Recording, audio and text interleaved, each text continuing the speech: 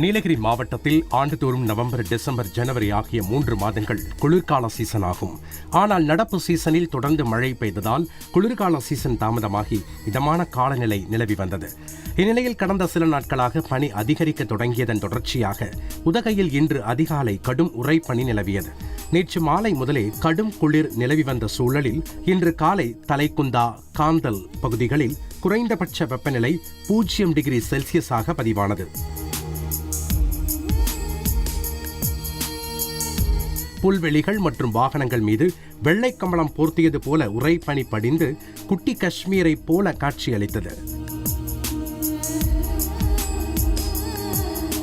புல்வெளிகளில் படர்ந்து கிடக்கும் பனித்துகள்களை கையில் எடுத்து சுற்றுலா பயணிகள் உற்சாகத்துடன் விளையாடி மகிழ்ந்தனர். இதுகுறித்து உள்ளூர்வாசிகளான திவ்யா, சஞ்சய் கூறுகையில், இந்த பனி நீ எப்படியும் ஜனவரி முடிகிற வரைக்கும் இருக்கும்னு நினைக்கிறேன். நாங்கள் நீ எப்படி தான் இருக்க போகிறோமோ தெரியல. ஏன்னா இன்றைக்கே ஒரு நாளைக்கே ரொம்ப பனி தாங்கவே முடியல, பயங்கர குளிராக இருக்குது. ரொம்ப பனியாக இருக்குது. டூரிஸ்ட்லாம் ரொம்ப என்ஜாய் பண்ணுறாங்க. கார் மேலே, புல் மேலே, எல்லா இடத்துலையும் ரொம்ப பனியாக இருக்குது. நாங்கள் லோக்கல் எங்கனாலே பனி தாங்க முடியல. ஆனால் டூரிஸ்ட் நல்லா என்ஜாய் பண்ணுறாங்க. எல்லாரும் ஊட்டிக்கு வந்து பாருங்கள். கேரளாவைச் சேர்ந்த சுற்றுலா பயணியான அருணு மாதவாவிடம் பேசினோம்.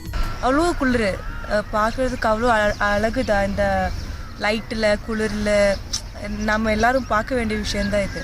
அதே சமயம் கடும் குளிரால் உதகை சுற்றுவட்டார பகுதிகளில் இன்று பொதுமக்களின் இயல்பு வாழ்க்கை பாதிக்கப்பட்டு வீடுகளுக்குள்ளேயே முடங்கும் நிலை ஏற்பட்டது. இதேபோல கொடைக்கானலிலும் உறைபனி சீசன் தொடங்கியுள்ளது. செய்தியாளர் வில்லியம் வழங்கும் கூடுதல் தகவல். தலைக்குந்தா, அவலாஞ்சி போன்ற பகுதிகளில் புல்வெளிகள் மீதும் வாகனங்கள் மீதும் 1 அங்குலம் அளவுக்கு உறைபனியானது படிந்தே காணப்பட்டது. பார்ப்பதற்கு ஒரு குட்டி காஷ்மீர் போன்ற காட்சி அளித்தாலும் இனி வரும் நாட்களில் இந்த உறைபனியின் தாக்கம் அதிகமாகவே இருக்கும் என எதிர்பார்க்கப்படுகிறது. பிரியா.